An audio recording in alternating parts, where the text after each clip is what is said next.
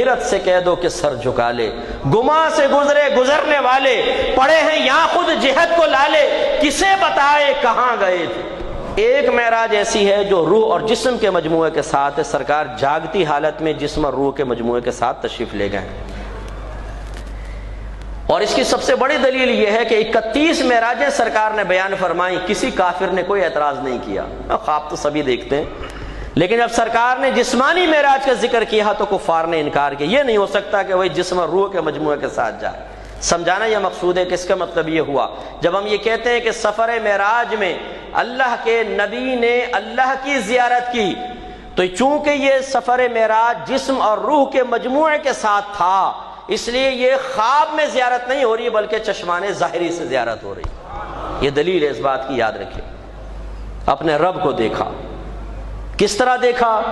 یہ رب جانے جس نے دکھایا اور وہ رسول جانے جس نے دیکھا ہے۔ انشاءاللہ بروز قیامت آپ اور میں بھی دیکھیں گے، مومنین کو بروز قیامت میدان حشر میں بھی زیارت ہوگی، اور پھر انشاءاللہ جنت میں تو ہر جمعے اللہ تعالیٰ اپنی زیارت کروائے گا۔ تو مولانا امجد علی خان صاحب رحمۃ اللہ علیہ بڑی پیاری بات لکھتے ہیں، وہ کہتے ہیں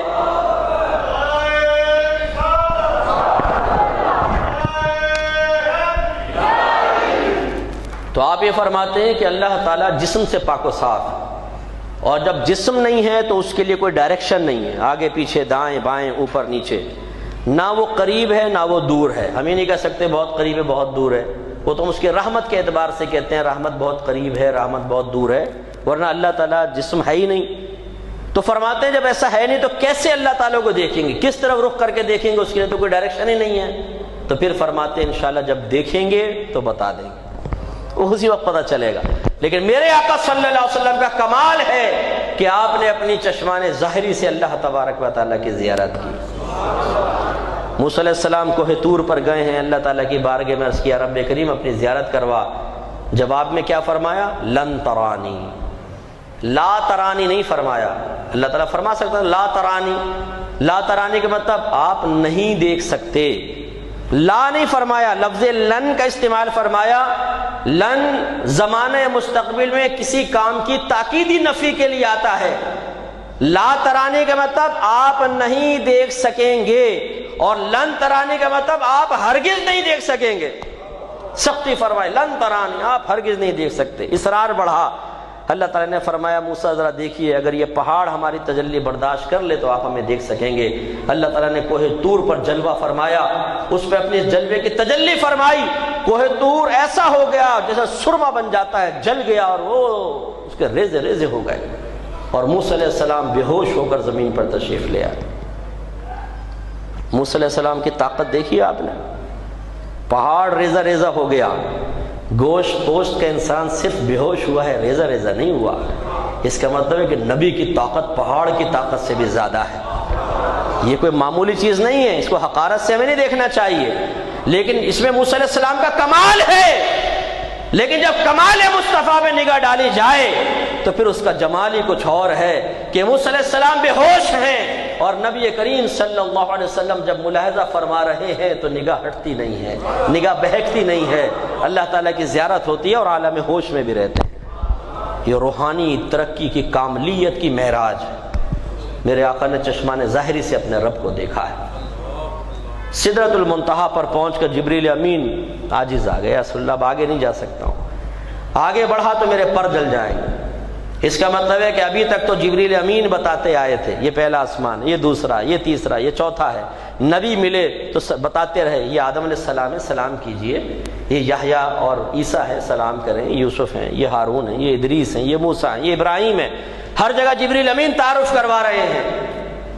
لوگوں کو شبہ پڑا کہ جبریل امین کا علم نبی کریم کے علم سے زیادہ ہے، دیکھیں نا راستہ دکھا رہے ہیں، دیکھیں نا تعارف کروا رہے ہیں، دیکھیں نا ہر چیز کے بارے میں بتا رہے ہیں۔ ارے جب سدرۃ المنتہا پر پہنچے، اب نبی کریم صلی اللہ علیہ وسلم نے یہ کیوں نہ کہا کہ جبرائیل آپ کا علم ہمارے علم سے زیادہ ہے، ابھی تک تو آپ راستہ دکھاتے رہے، اس کے بعد تو آپ بھی نہیں جانتے کہاں اور کیسے جانا ہے، تو میں کیسے جا سکتا ہوں، چلو واپس چلتے ہیں۔ نہیں، سرکار آگے بڑھتے چلے گئے اور جبریل امین حسرت سے سرکار کو دیکھتے رہے۔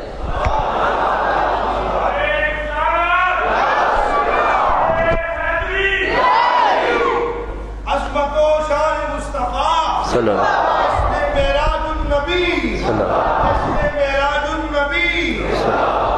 اچھا یہ دیکھیں، میں خاص طور پہ نوجوانوں کی خدمت میں ذکر کرتا ہوں، ہم اہل سنت کا عقیدہ ہے کہ اللہ تبارک و تعالی جہت سے، ڈائریکشن سے پاک و صاف۔ یہ نہیں کہہ سکتے اللہ تعالیٰ اوپر ہے، جیسے ہماری بڑی بوڑھیاں غلطی سے کہہ دیتی ہیں جی اوپر والا جانے، نیلی چھتری والا جانے، اوپر اللہ ہے نیچے آپ ہیں جی کرم فرمائیے۔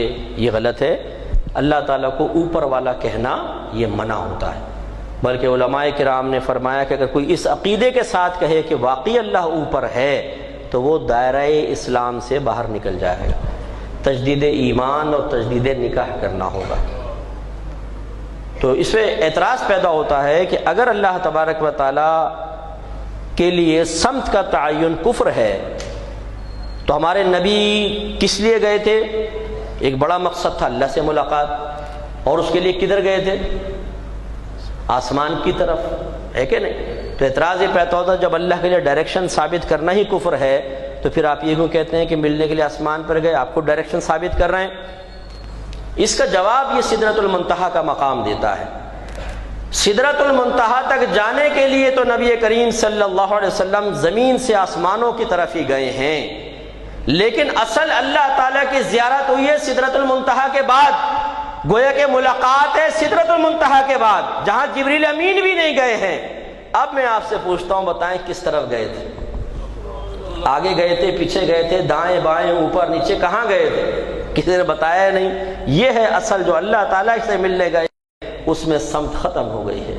اعلیٰ حضرت فرماتے ہیں خیرت سے کہہ دو کہ سر جھکا لے، گماں سے گزرے گزرنے والے، پڑے ہیں یہاں خود جہت کو لالے، کسے بتائے کہاں گئے تھے؟ یہاں تو خود آگے پیچھے اوپر نیچے دائیں بائیں 6 ڈائریکشنز ہیں نا، وہ پریشان ہے کہ کیسے بتائیں سرکار کہاں گئے۔ سدرۃ المنتہا کے بعد آگے پیچھے اوپر نیچے دائیں بائیں ختم، اب اللہ تبارک و تعالیٰ کی بارگاہ میں حاضر ہوئے۔